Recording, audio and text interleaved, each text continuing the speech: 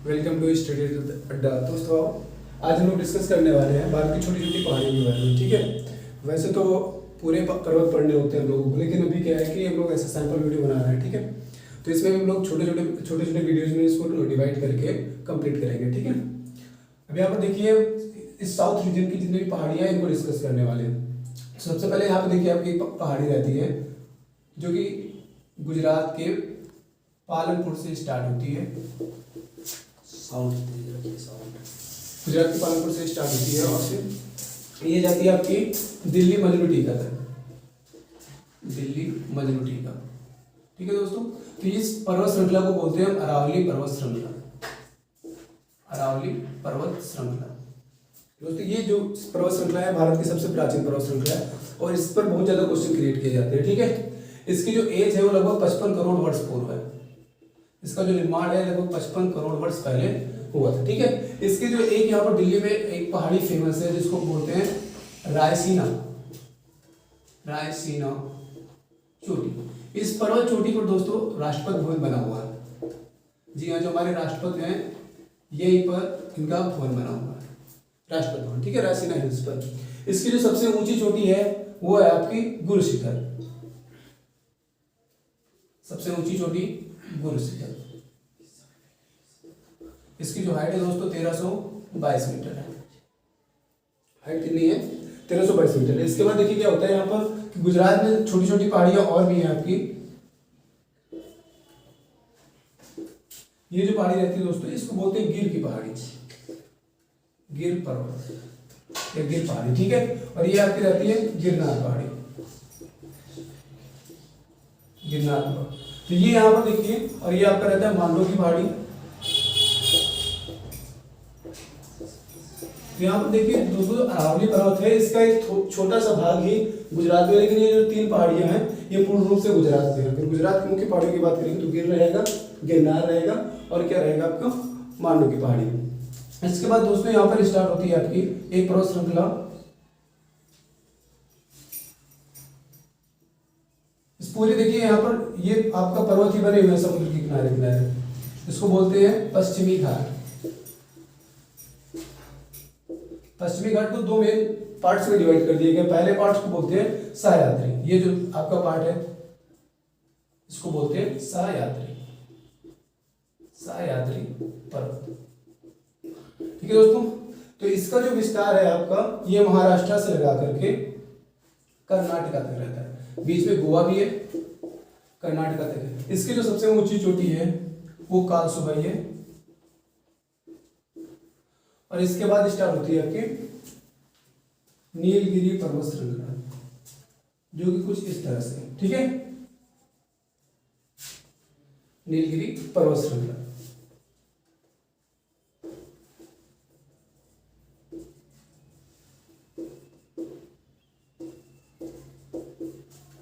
तो ये जो नीलगिरी पर्वत श्रृंखला है यहाँ पर 16 वन पाए जाते हैं। 16 वन के लिए फेमस है। तो यहाँ पर क्या रहते हैं आपके 16 वन रहते हैं। 16 वन की जो ऊपर की पत्तियां होती हैं अधिक बारिश के कारण क्या हो जाती है, नीली पड़ जाती है, इसीलिए इसको क्या बोला जाता है, नीलगिरी का पर्वत बोला जाता है। इसकी जो सबसे ऊंची चोटी है वो आपकी डोडा बेट्टा, डोडा बेट्टा, जिसकी हाइट है दोस्तों 1324 मीटर, 1324 मीटर। तो यहाँ पर हम बात करते हैं नीलगिरी पर्वत श्रृंखला की। तो यहाँ पर जो जंगल पाए जाते हैं उसमें टोडा नाम की जनजाति पाई जाती है, टोडा जनजाति। टोडा जनजाति के लिए फेमस है ये टोडा बेट्टा। पर्वत श्रृंखला के लिए फेमस है। डोडा बेट्टा क्या है, इसका सबसे ऊंचा पर्वत है। और यहाँ पर क्या पाए जाते हैं आपके 16 वन पाए जाते हैं, इनको बोलते हैं कोटधारी वन, कोटधारी वन। ठीक है दोस्तों, तो यहाँ देखिए ये क्या होता है आपका, ये आपका पूर्वी घाट स्टार्ट हो जाता है। तो ये पूर्वी घाट और ये पश्चिमी घाट, पूर्वी घाट और पश्चिमी घाट को कौन जोड़ रहा है, ये नीलगिरी की पर्वत श्रृंखला जोड़ रही है। ठीक है, जहां से पूर्वी घाट शुरू होता है तो पूर्वी घाट की जो सबसे पहली पहाड़ी रहती है तो ये रहती है आपकी दोस्तों जावली, जावली पर्वत श्रृंखला। ठीक है, तो पूर्वी घाट की जो सबसे दक्षिणी चोटी रहती है वो कौन सी रहती है आपकी, जावली रहती है। यहाँ पर देखिए दोस्तों इसके नीचे तमिलनाडु में एक पर्वत श्रृंखला है जिसको बोलते हैं अन्नामलाई, अन्नामलाई पर्वत श्रृंखला। इसकी जो सबसे ऊंची चोटी रहती है अन्नामलाई की। ठीक है दोस्तों, ये अनायमुड़ी, अनायमुड़ी। इसकी जो हाइट है आपकी ये 1365 मीटर है। अब यहाँ पर देखिए साउथ में ये भी है आपका नाम अनायमुड़ी भी है और साउथ में डोडा बेट्टा भी है, लेकिन दोनों में सबसे ऊंचा कौन है?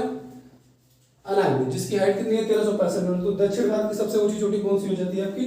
अनायमुड़ी हो जाती है। इसके नीचे देखिए दोस्तों एक छोटी सी पहाड़ी और है जिसको बोलते हैं कैडमियम वैली।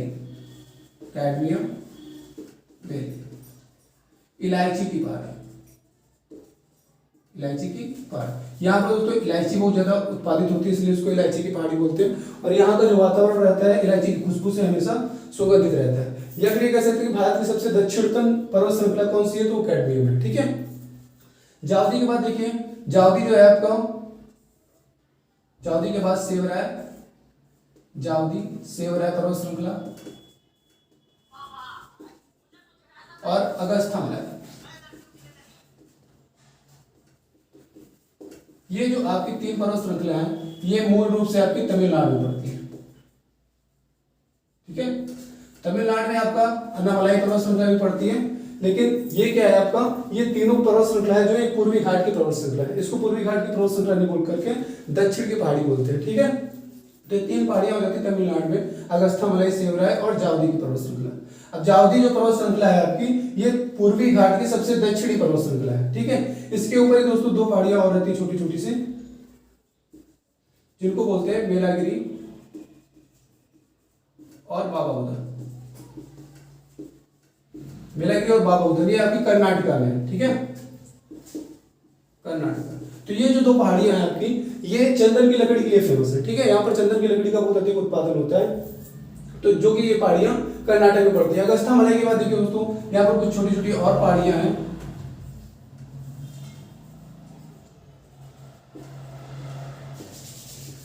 इसको बोलते हैं नल्लामलाई, वेलकोंडा, पालकोंडा, श्रीशैलम, तिरुमाला। ये जो 5 पर्वत श्रृंखला है दोस्तों ये आपकी पड़ती है आंध्र प्रदेश में। ठीक है, ये आंध्र प्रदेश में पड़ती है।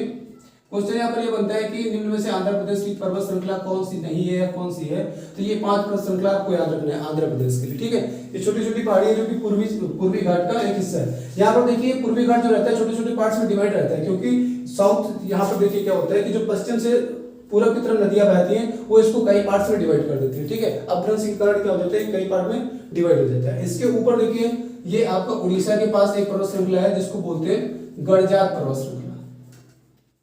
गड़जात पर्वत श्रृंखला जो कि आपकी पड़ती है उड़ीसा में।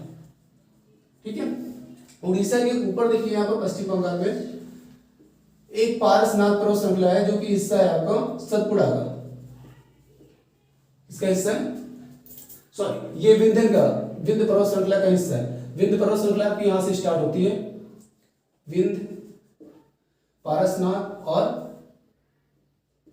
कैमूर। ठीक है, और इसके नीचे क्या रहता है आपका सतपुड़ा पर्वत श्रृंखला रहती है। इसमें आता है आपका सतपुड़ा, महादेव और मैकाल। ठीक है, तो यहाँ पर देखिए जो विंध्य, कैमूर और पारसनाथ पर्वत श्रृंखला है इसको हम बोलते हैं, इसके कंबाइंड स्ट्रक्चर को क्या बोलते हैं? विंध्यांचल पर्वत श्रृंखला बोलते हैं। और सतपुड़ा, महादेव और मैकाल के जो पर्वत श्रृंखला है इन तीनों के कंबाइंड स्ट्रक्चर को हम क्या बोलते हैं? सतपुड़ा की पर्वत श्रृंखला बोलते हैं। ठीक है, तो यहाँ पर देखिए इसके बाद ये है कि जो पारसनाथ पर्वत श्रृंखला है, पारसनाथ पर्वत श्रृंखला के बाद क्या पड़ता है आपका? बांग्लादेश पड़ जाता है, और बांग्लादेश के बाद क्या पड़ता है? उधर गारो खासी की जयंतियां पड़ती है दोस्तों मेघालय में। ठीक है, तो इधर से पारसनाथ उधर से गारो, इन दोनों पहाड़ियों के बीच में क्या है आपका? बांग्लादेश बसा हुआ है। ठीक है, तो जो बांग्लादेश पड़ता है ये पारसनाथ, बांग्लादेश और गारो, यानी कि गारो और पारसनाथ पहाड़ियों के बीच में क्या है आपका? बांग्लादेश है। ये क्वेश्चन में पूछा गया है यूपीएससी में आपका, पारसनाथ और गारो खासी, गारो पहाड़ी के मध्य में कौन सा देश है, या फिर बांग्लादेश किन 2 पहाड़ियों के मध्य स्थित है। ठीक है, यहाँ पर दोस्तों बात करते हैं सतपुड़ा, महादेव, मैकाल में। तो सतपुड़ा की जो सबसे ऊंची पर्वत श्रृंखला है वो महादेव पर्वत श्रृंखला में पड़ती है जो कि है आपकी धूपगढ़। ठीक है, धूपगढ़ क्या है आपकी? सतपुड़ा पर्वत श्रृंखला की सबसे ऊंची चोटी है। ठीक है, यहाँ पर मैकाल की अगर हम बात करते हैं तो मैकाल में आपका अमरकंटक पड़ता है, और अमरकंटक से यहाँ पर देखिए 4 नदियों का उद्गम होता है। यहाँ पर इन दोनों पर्वत श्रृंखलाओं के बीच से, ये विंध्य पर्वत श्रृंखला होगी और ये हो गया सतपुड़ा पर्वत श्रृंखला, इन दोनों के मध्य से एक नदी निकलती है जिसको बोलते हैं नर्मदा नदी। ठीक है, उसी तरह से इसके नीचे से एक नदी निकलती है जिसको बोलते हैं ताप्ती नदी। ठीक है, अब अगर इस मैकल पर्वत की बात करें तो यहाँ पर देखिए मैकल पर्वत में पश्चिम की तरफ दो नदियां निकलती हैं, नर्मदा नदी और ताप्ती नदी। उसी तरह से देखिए पूर्व में भी दो नदियां निकलती हैं, एक ऊपर की तरफ जाती है और एक यहाँ पर गड़जात की पहाड़ियों के पास से समुद्र में मिल जाती है, बंगाल की खाड़ी में गिर जाती है। ठीक है, ये होती है आपकी महानदी और ये आपकी सोन नदी। ये सोन नदी देखिए ऊपर जाके बिहार के पास क्या हो जाएगी, गंगा नदी में विलुप्त हो जाएगी, फिर गंगा नदी की सहायक नदी बन जाएगी। ठीक है, यहाँ पर ये भी क्वेश्चन बनता है कि सोन नदी एकमात्र भारत की ऐसी नदी है जो कि दक्षिण से उत्तर की तरफ बहती है। ठीक है, दक्षिण से उत्तर की तरफ बहती है। तो मैकाल पर्वत श्रृंखला से आपके क्या निकलती है, 4 नदियां निकलती है, नर्मदा नदी, ताप्ती नदी, सोन नदी और महानदी। ठीक है, अब अगर हम बात करते हैं यहाँ पर छोटी छोटी कुछ पहाड़ियां और है दोस्तों, मैं मिटा देता हूं इसको। ताप्ती नदी थी, ताप्ती नदी। यहाँ पर एक छोटा सा पर्वत श्रृंखला आपका पड़ता है जिसको बोलते हैं सतमाला पर्वत श्रृंखला।